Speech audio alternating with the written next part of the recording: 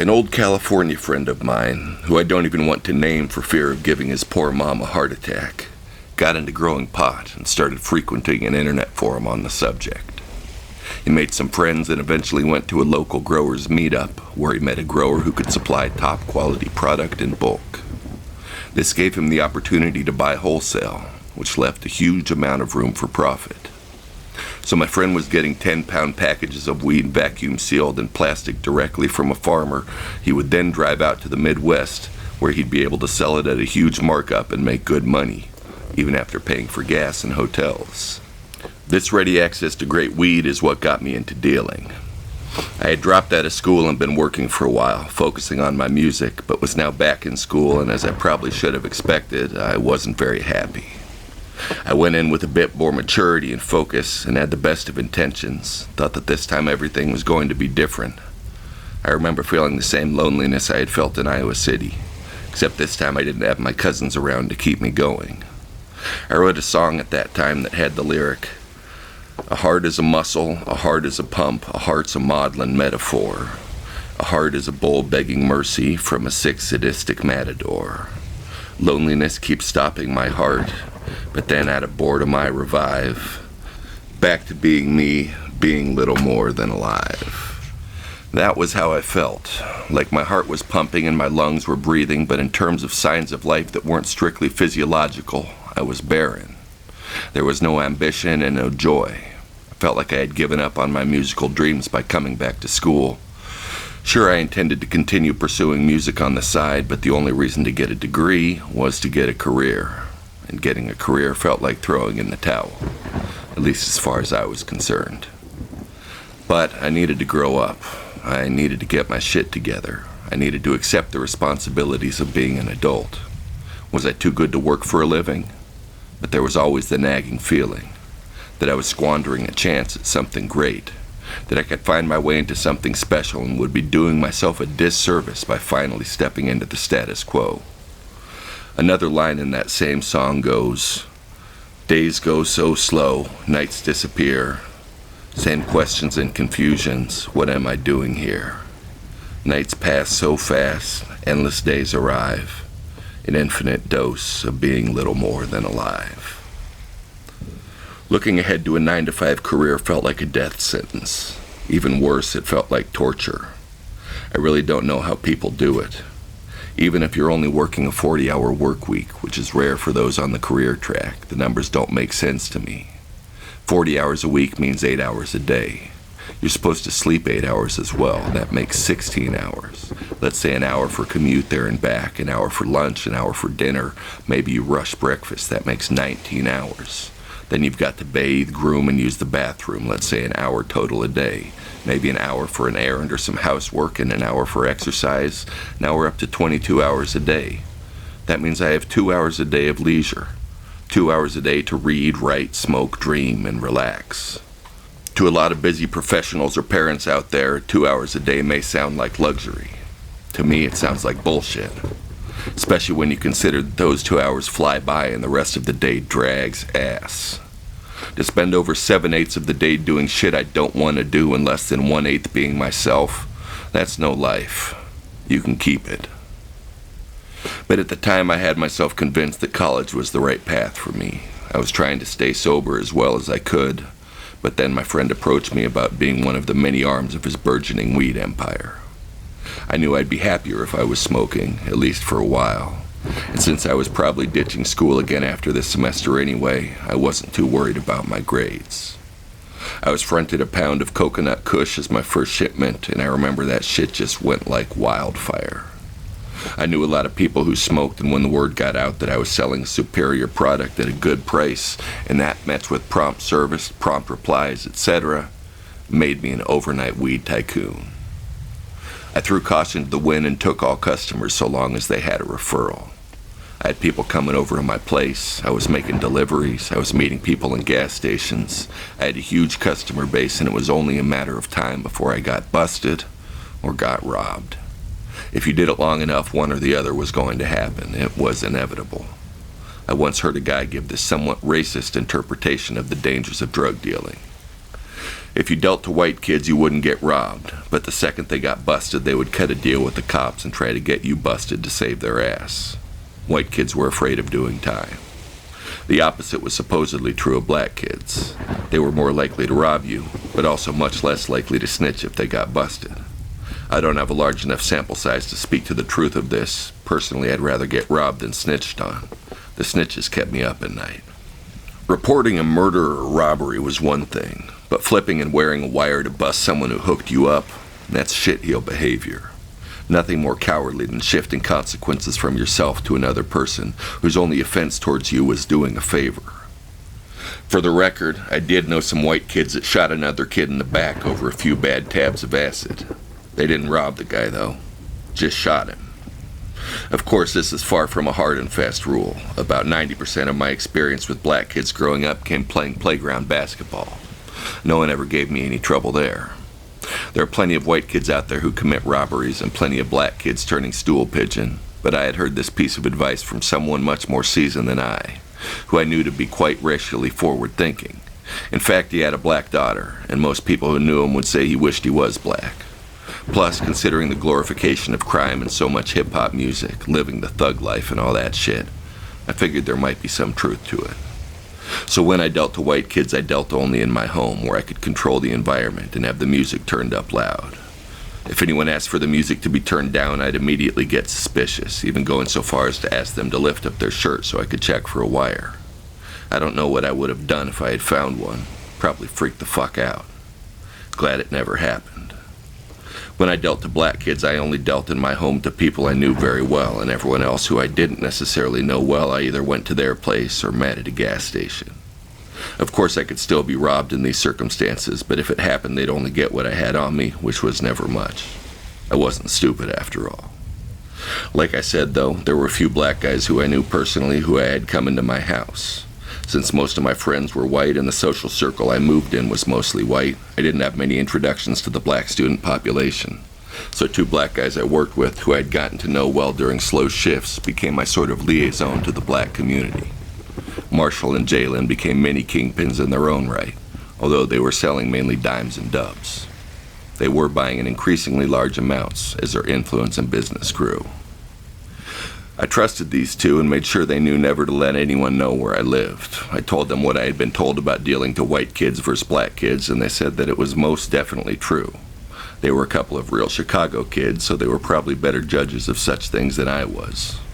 I trusted that they weren't going to rob me, but apparently I trusted them too much. They didn't actually rob me themselves, nothing so treasonous and dastardly as that, but one of them directly led to me being robbed. Basically what happened was that Marshall was drinking at a house party in East St. Louis, which was the very rough sister city to St. Louis, located just across the river in Illinois. It had the highest murder rate per capita for several years running, so it wasn't a particularly nice place to be. In other words, there were real gangsters afoot. Beware. Here be dragons. So, Marshall was drunk as shit and was running his mouth about what a baller he was, but he was a college crowd baller, not a big city baller.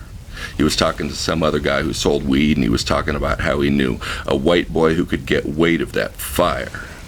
The guy pulled a gun on him and said, "Let's go." This other dealer and his partner held my buddy at gunpoint while he texted me. He asked me if he could come by, and since this was a totally normal interaction for us, I said of course. I didn't think anything of it. About an hour later, he showed up and knocked on my door as usual. As I let him in, he put his hands up and said, "I'm so sorry."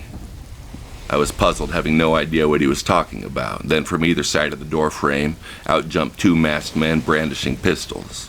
They rushed into the apartment, yelling at me to get on the ground and demanding, "Who else is in the apartment?" At first I was in a state of denial. It only lasted a moment, but I remember a very real feeling that this couldn't be happening, that this was a joke or was somehow a dream. Quickly hit home though, and I'm glad to say I was a pretty cool character under the pressure of a home invasion. I just backed up with my hands up, giving them space. I said, "I'm the only one here," as I laid down on the ground. My friend Marshall lied down as well. He looked terrified. There was no thought of fighting back. First of all, I didn't even own a gun at that point, and even if I had, I would have had to have had it in my hand when they came through the door to keep them from getting the drop on me. As far as I had been concerned, this was going to be a totally routine transaction, and I was in no way anticipating getting robbed. There was also the fact that I had a bit of a trick up my sleeve. You see, I had a safe where I kept my weed and money, but only a small amount of each.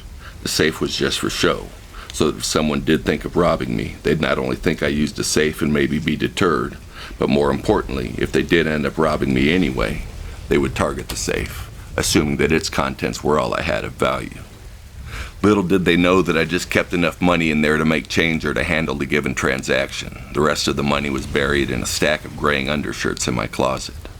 The same went for weed. There was never more than an ounce in the safe, even though I'd have as much as a pound at a time when I re-upped. The excess weed was in the corner of my closet, under a pile of dirty laundry. Knowing this, I took the strategy of just being very compliant and trying to talk sense to the robbers and get them out of there as quickly as possible before shit got out of hand in any number of ways. As I lied down, one of the robbers ran past me, jumping over me in the entryway, running back to check the single bedroom and bathroom for any other people. The other one held his gun to the back of my head. First robber reappeared, having found the back room empty. He asked where the safe was. I pointed it out in plain sight on my desk. It was actually sitting open. I didn't even keep it closed when I was home. He emptied it, finding about $200 worth of bills in various sizes and about a half ounce of weed. They asked where the rest was, and I played dumb. I told them I wasn't about to get shot over some damned weed, that they had what they came for and they should get out of here before my friend got back from buying cigarettes. This wasn't a bluff. I actually had a female friend staying with me at the time. She was the rare female friend where there was never any sexual tension. Even though she shared my bed, out of necessity, there was no couch while she stayed with me. She was a pretty level-headed chick, knew a lot about literature, and was the good kind of strange. She once sent me a video of women in string bikinis farting into heavily iced cakes. I shit you not. Another time it was an image of a dragon fucking a car. She wasn't necessarily a pervert, though, more intrigued by the bizarre. She was smart and iconoclastic, didn't believe in bending to the world's will, believed it should bend to hers.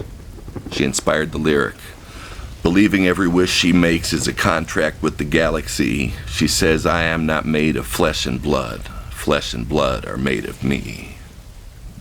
She was a real cool chick, and the idea of something happening to her really had me worried. For example, what if they had tried to rape her? What would I have done? Tried to intervene and walk through the bullets? Watched it happen? You may think I'm being paranoid, but at the time I had long hair, like grunge hippie style, and one of the guys said to me, "You got pretty hair, white boy. I had to come back and turn you out."